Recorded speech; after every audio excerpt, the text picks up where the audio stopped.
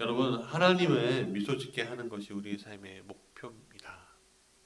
하나님께 기쁨을 드리는 것이 우리의 인생의 첫 번째 목적이기 때문에 우리가 수행해야 할 가장 중요한 임무 또는 그 목적을 달성하는 방법을 찾는 것이 중요합니다.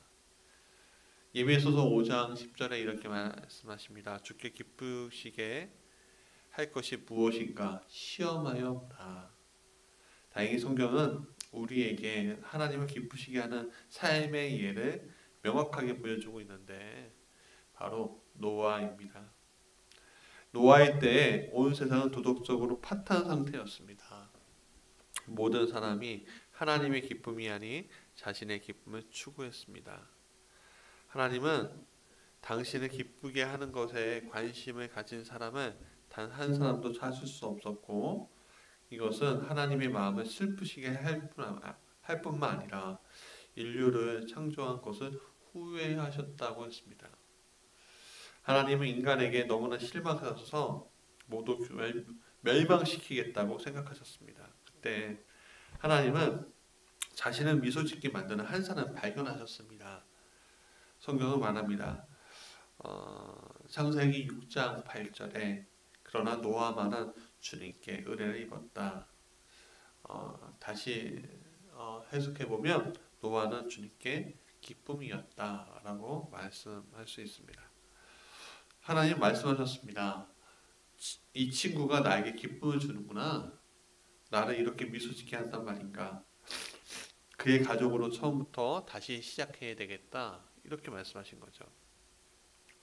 노아가 하나님께 기쁨을 드렸기 때문에 어쩌면 지금 저와 여러분이 살아있는 것입니다. 노아의 삶을 통해서 우리는 하나님을 미소짓게 할 수 있습니다. 그 5가지의 예를 볼 수가 있는데 첫 번째는 하나님은 우리가 그를 가장 사랑할 때 미소 지으신다는 겁니다. 노아는 세상의 그 어떤 것보다 하나님을 사랑했습니다. 더 나아가서 노아는 다른 사람들이 하나님을 사랑하지 않을 때도 그분을 사랑했습니다. 성경은 노아가 살아있는 동안에 의인이요 당세의 완전한 자라 그가 하나님과 동행하였으며 라고 말하고 있습니다. 하나님이 우리에게서 가장 보고 싶어하는 모습이 바로 이런 관계입니다. 세상에서 가장 놀라운 진실은 우리의 창조주가 우리와 교제하기를 원하신다는 것입니다. 하나님은 우리를 사랑하기 위해 만드셨고 우리가 우리가 그 사랑을 그분에게 되돌려 드리기를 원하고 계신다는 겁니다. 하나님은 말씀하셨습니다. 나는 너의 제사를 원하는 것이 아니다. 너의 사랑을 원한다. 나는 너의 재물을 원하는 것이 아니고 내가 나를 더 알기를 원한다. 호세아서 6장 6절의 말씀입니다. 이 구절에서 하나님이 우리에게 갖고 계시는 이 열정을 느낄 수 있으십니까? 하나님은 우리를 깊이 사랑하시고 우리와 또한 하나님을 사랑하기를 원하십니다. 그러기에 그분은 우리가 하나님을 알아가고 그분과 함께 시간을 보내기 원하시고 있다는 겁니다. 여러분, 코로나19 세상이 이제 종착으로 가는 첫 단초를 지금 깨고 있습니다. 오늘 특별히 코로나19 백신이 우리나라에서 처음으로 접종이 되는데 여러분 지난 1년을 한번 생각해 보십시오. 사회적으로 많이 힘들었고 어려웠지만 그러나 코로나19로 인해서 놀랍게도 많은 방탕함과 많은 타락함 그리고 하나님을 생각하지 못하는 일들이 굉장히 많았습니다. 그 많았던 것들이 많이 사라지고 있었습니다. 물론 예배를 제대로 드리지 못하는 상황이었지만 그러나 어쩌면 오늘 우리가 그 코로나19를 통해서 우리가 얼마나 타락했던가, 우리가 얼마나 하나님께 집중 못했던가를 잘 우리가 경험하고 있지는 않았는지 우리가 한번 생각해 보면 좋겠습니다.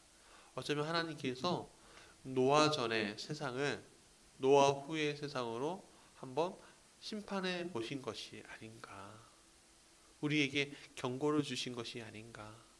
교회조차도 하나님을 사랑한다고 이야기하지만 하나님을 정말 사랑했는가 의문점이 드는 순간이 왔었거든요.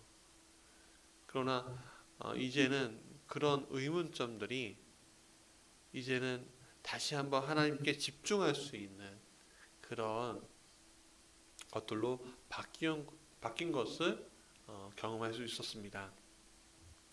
여러분, 하나님을 사랑하고 하나님의 사랑을 받는 방법을 배우는 것이 우리의 삶의 가장 큰 목적이 되어야 하는 이유가 이 때문입니다.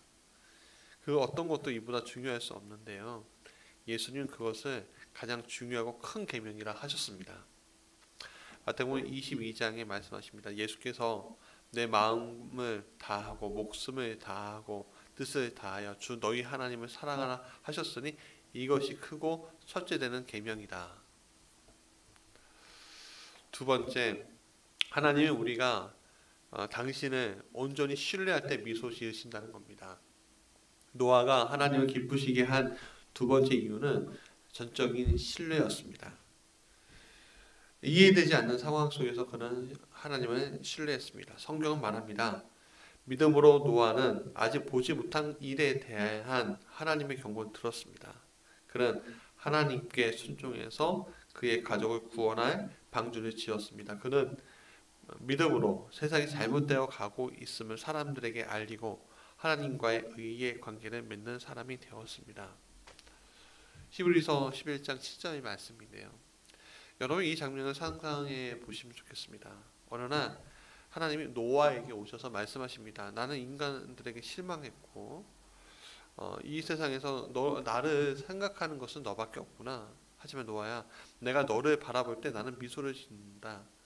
너의 삶을 기뻐하기 때문이다. 나는 세상에 홍수를 내릴 것이지만 너희 가족을 중심으로 새롭게 시작할 것이다. 나는 너와 동물들을 구원할 수 있는 커다란 배를 내가 만들기를 원한다.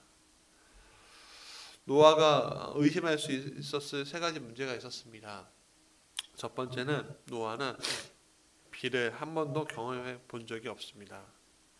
왜냐하면 그 당시에는 홍수가 오기 전이었고 그 땅에는 모든 물들이 하나님이 지면에서부터 샘을 터뜨려 주었습니다.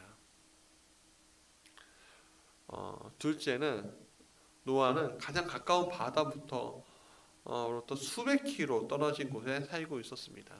그가 배를 만드는 법을 배운다 하더라도 어떻게 그 배를 물가로 옮길 수 있었을까입니다. 세 번째는 모든 동물을 모으고 돌봐야 했습니다. 하지만 노아는 불평하거나 핑계대지 않았습니다. 대신 하나님을 전적으로 신뢰했는데 그것이 하나님을 기쁘게 했다는 것이죠. 하나님을 온전히 신뢰한다는 것은 하나님이 우리 삶에 가장 좋은 것이 무엇인지 아신다는 믿음을 갖는 것을 의미하고 있는 것입니다. 하나님이 약속을 지키시고 문제에 부딪혔을 때 도와주시고 불가능한 일을 해결해 주시기를 기대하는 것입니다. 성경은 이렇게 말하고 있습니다. 시편 147편 11절에 여호와는 주님은 오직 당신을 경외하는 사람과 당신의 한결같은 사랑을 기다리는 사람을 좋아하십니다. 노아가 방주를 짓는데 120년이 걸렸다고 했습니다. 그럼 분명 힘든 날들을 보냈을 것입니다. 해가 거듭되어도 비는 올 기미가 보이지 않고 또 그는 하나님의 자기에게 말을 한다고 믿는 미친 사람이라는 비난을 사람들에게 받았을 것입니다. 더군다나 배를 산 중턱에 만든다니요. 나는 노아의 자녀들도 앞마당에서 모양을 갖추어 가고 있는 커다란 배 때문에 굉장히 창피했을 것이다 생각합니다. 하지만 노아는 계속 하나님을 신뢰했습니다. 우리의 삶의 영역 가운데 어떤 부분에서 우리는 하나님을 전적으로 신뢰해야 하겠습니까? 신뢰는 예배의 모습입니다. 자녀들이 부모의 사랑과 지혜를 신뢰할 때 부모가 기뻐하듯 하나님도 우리의 믿음에 기뻐하십니다. 그래서 히브리서 11장 6절에는 믿음이 없이는 기쁘시기 못한다 라고 기록되어 있는 것입니다. 세 번째, 하나님은 우리가 마음을 다해 순종할 때 미소 지으신다는 겁니다. 여러분, 전 세계 뒤엎은 홍수에서 동물들을 구해내는 것은 운송 방법과 그 외에 구체적인 사안에 대해서 굉장히 많은 신경을 써야 한다는 것입니다. 그러나 모든 것은 하나님이 처방해 주시는 대로 이루어져야 했습니다. 하나님은 노아야 내가 원하는 대로 아무 배나 지어라고 말씀하지 않으셨습니다. 하나님은 방주에 실을 동물 각각의 수뿐만 아니라 방주의 크기, 모양 그리고 재료까지 세세하게 지시하셨습니다. 노아의 반응이 이러합니다. 노아가 그와 같이 하되 하나님이 자기에게 명하신 대로 다 준행하였더라. 창세기 6장 22절 말씀입니다. 노아는 모든 것에 순종했습니다. 단 하나의 지시사항도 간과하지 않았다는 겁니다. 그리고 정확하게 순종했습니다. 하나님이 원하시는 방법과 시간에 맞췄습니다. 보십시오. 이것이 온 마음을 다하는 것입니다.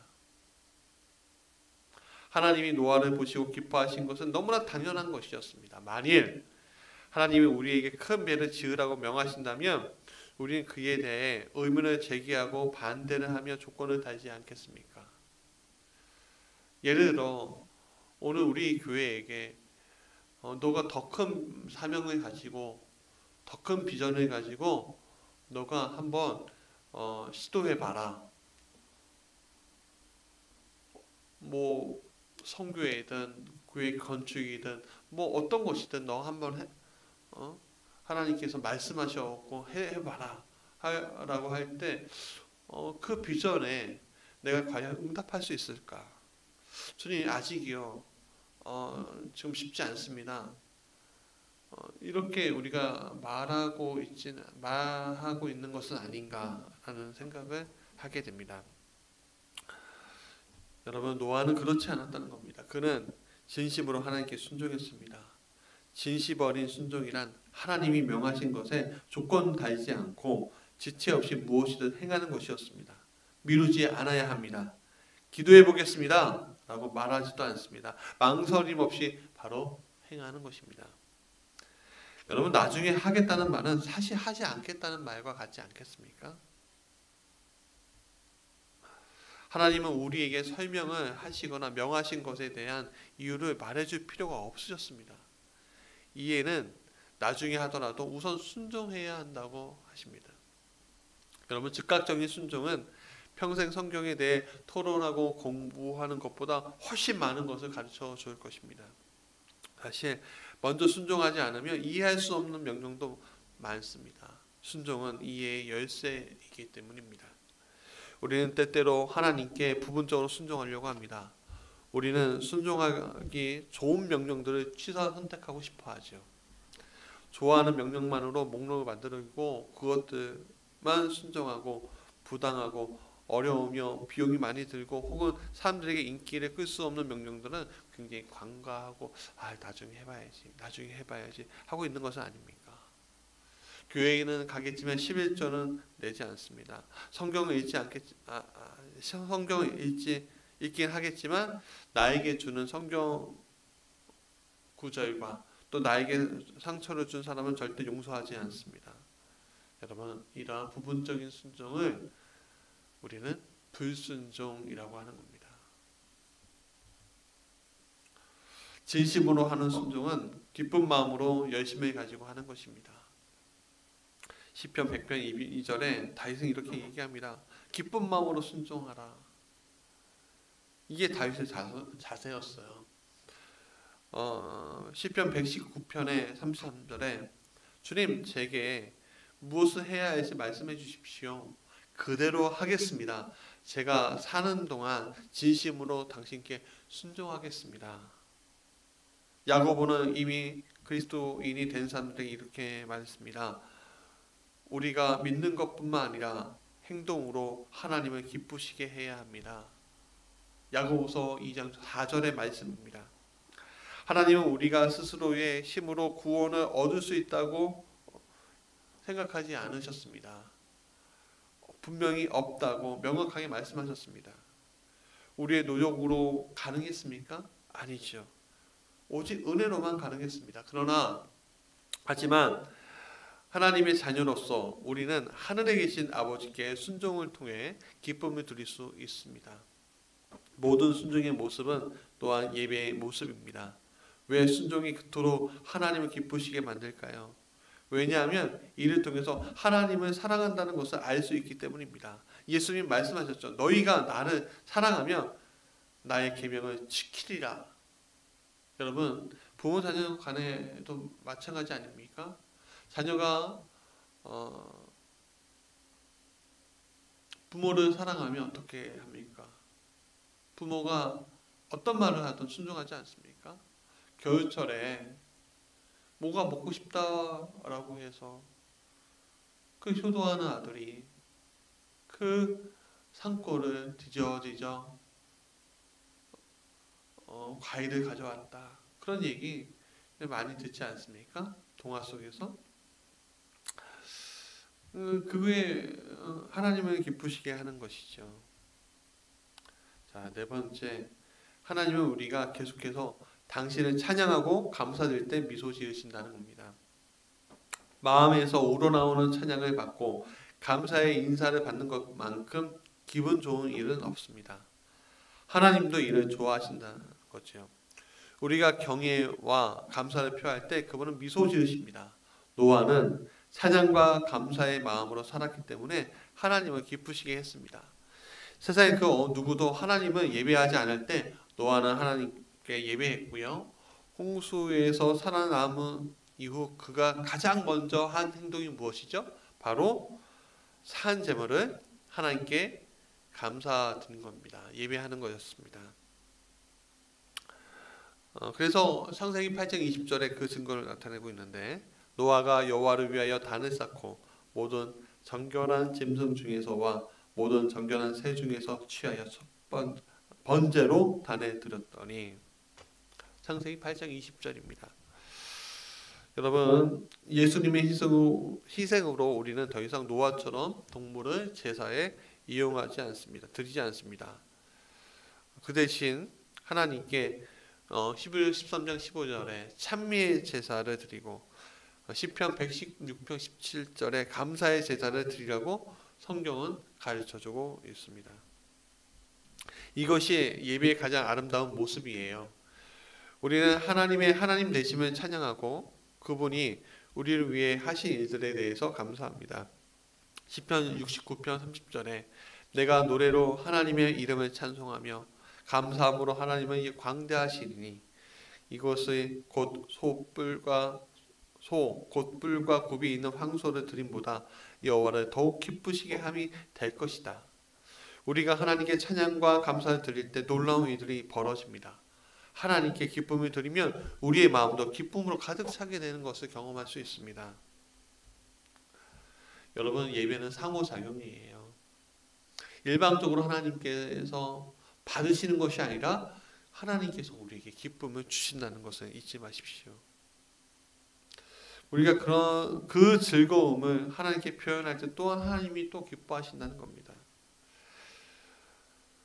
이것이 우리의 큰 기쁨이라고 시편 68편 3절에 의인은 기뻐하여 하나님 앞에 뛰놀며 기뻐하고 즐거워할지어다 라고 증거하고 있는 것입니다. 마지막으로 다섯 번째, 하나님은 우리가 능력을 사용할 때 미소 지으십니다.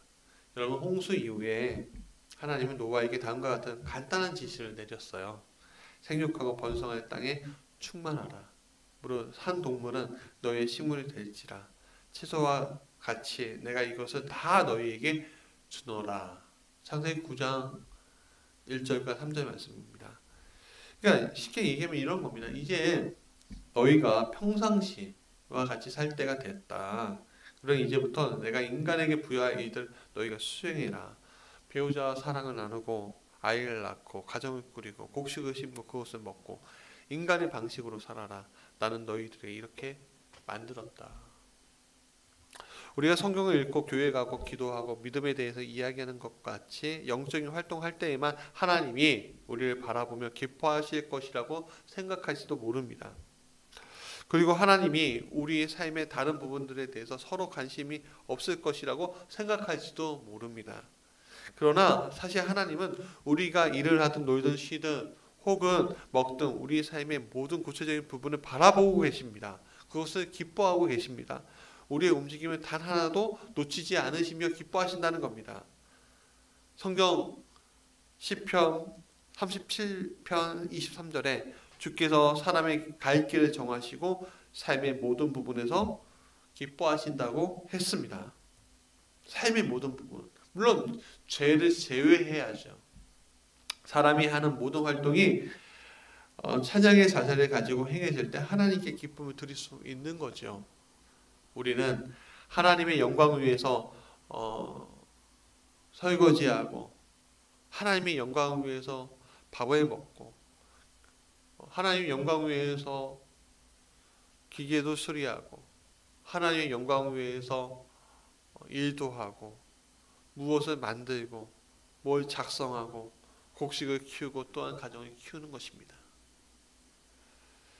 여러분, 자식을 사랑스러워하는 부모처럼 하나님도 자녀인 당신이 주신 재능과 능력을 발휘하는 모습에 굉장히 기뻐하십니다. 그래서 하나님은 일부러 다 각기 다른 능력을 주신 거예요. 우리가 100명의 아이들이 있다면 그 100명 다 공부 다 잘하는 거 아니지 않습니까? 어떤 친구는 운동을 잘하는 친구가 있는가 하면 어떤 친구는 상상을 잘하는 친구가 있는가 하면 어떤 친구는 관계가 좋은 친구, 사람들과 관계가 좋은 친구가 있습니다. 또 어떤 사람은 영적인 능력이 타고난 사람들이 있습니다.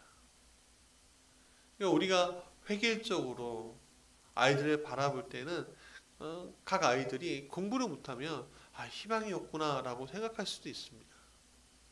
그런 여러분, 하나님은 각자에게 다른 재능들을 주셨습니다. 시편 33편 15절에 하나님은 각 사람을 다르게 만드셨고 우리가 지금 하는 모든 일을 보고 계신다라고 기록되어 있습니다.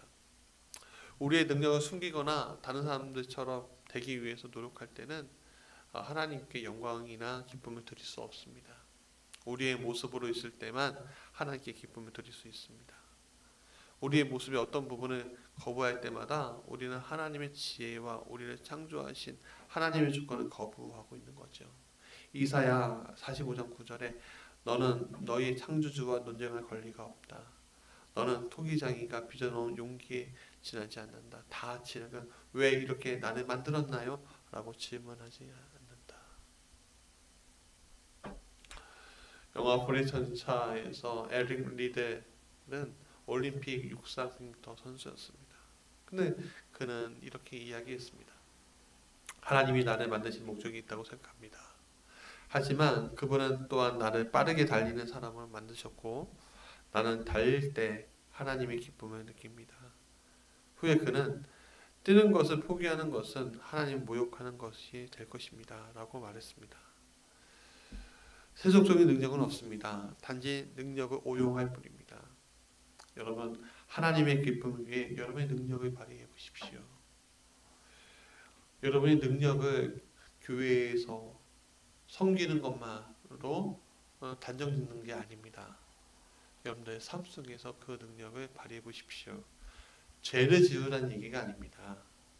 죄를 짓는 건 하나님을 무시하는 행위입니다.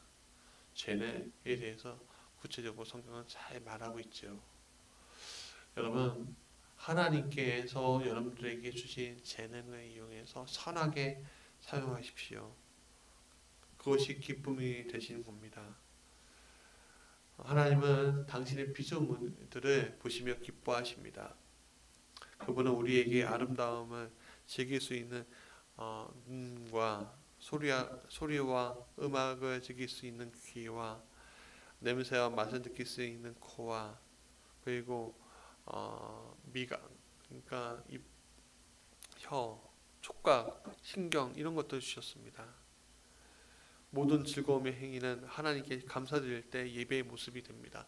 성경이 이렇게 말합니다. 하나님은 우리의 즐거움을 위해 모든 것을 기꺼이 주신다.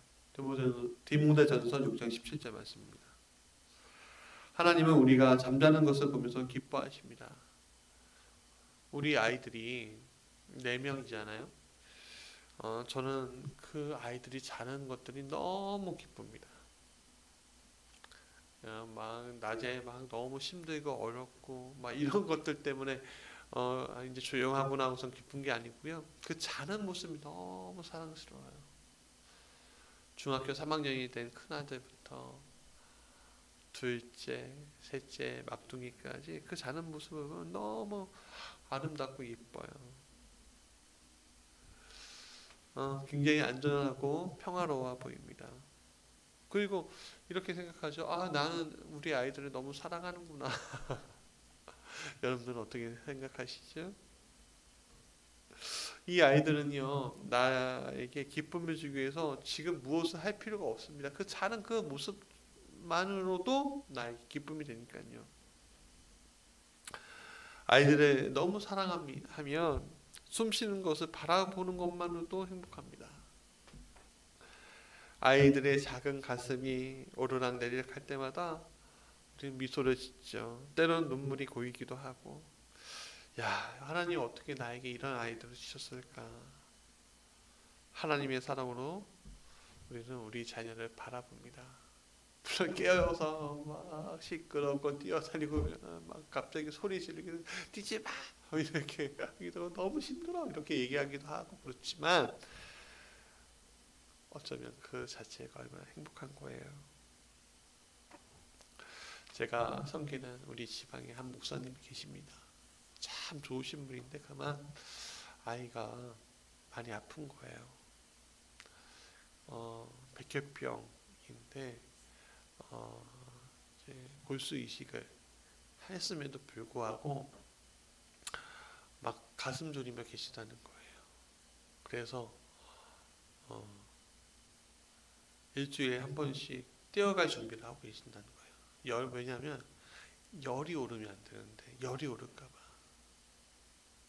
열이 조금이라도 오르면 아이를 구선 병원으로 뛴다는 겁니다. 이분이 이렇게 얘기합니다. 아이들이 그냥 건강하게만 살아도 돼. 사랑하는 여러분, 하나님은 우리에게 많은 것을 원하시는 게 아니에요. 그냥 너가 창조된 대로 욕심 부리고 살지 마. 그게 내 기쁨이야. 너가 나를 위해 찬양하고 예배할 때 나는 미소를 지어. 나는 너 때문에 행복해. 라고 하나님 분명히 말씀하고 있는 겁니다.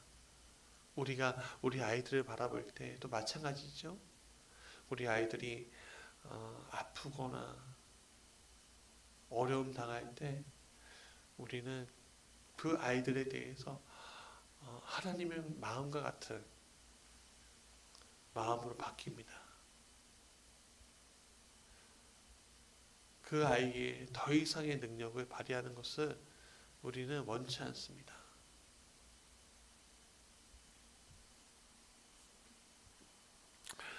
우리는 그분의 피조물입니다.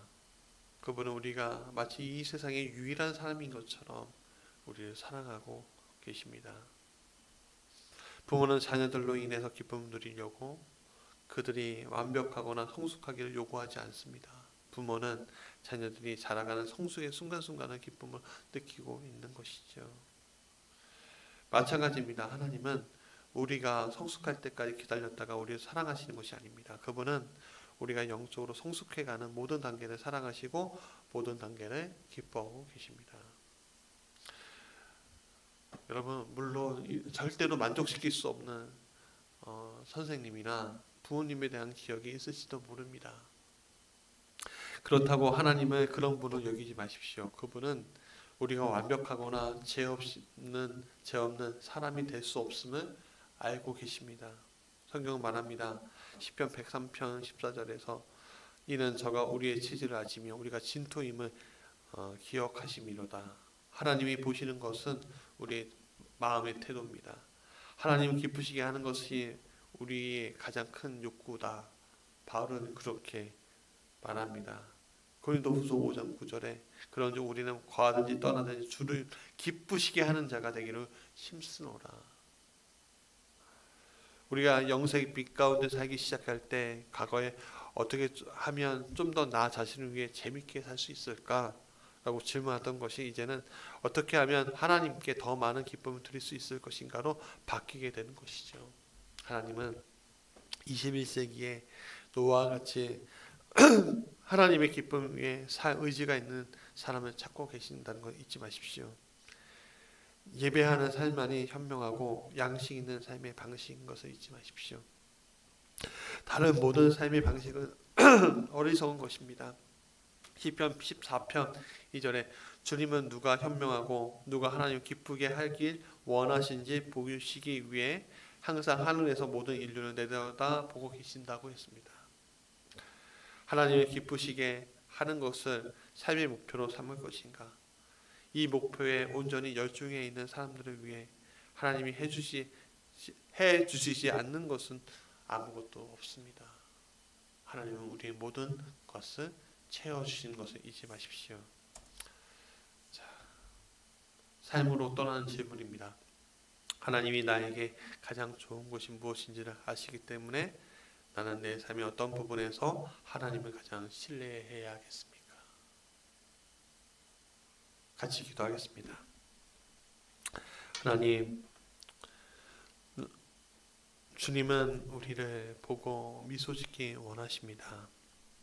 우리의 모든 삶의 가능성을 보고 계시고 그 삶의 가능성 속에서 주님을 신뢰하고 사랑하고 따르고 순종하고 또 예배하기를 원하십니다. 주님, 우리에게 우리 인생에 더 많은 것을 원하시는 것이 아닌 것을 우리가 보게 됩니다. 그저 하나님 사랑하기 원합니다. 그저 주님을 신뢰하기 원하십니다. 그저 이 세상의 모든 것 중에 최고의 것을 창조하신 그 주님이 나를 그 최고의 것 중에 하나로 보고 계심을 우리가 인식하기를 지금 원하고 계십니다. 하나님의 걸작품인 제가 하나님을 신뢰하고 하나님 사랑하며 예배하기 원하시고 계십니다. 주님, 그 믿음을 가지고 오늘 살아가기 원합니다. 그 믿음을 가지고 우리의 평생을 살아가기 원합니다. 하나님을 기쁘시게 하는 자가 되게 하여 주옵소서. 예수님 이름으로 기도합니다. 아멘.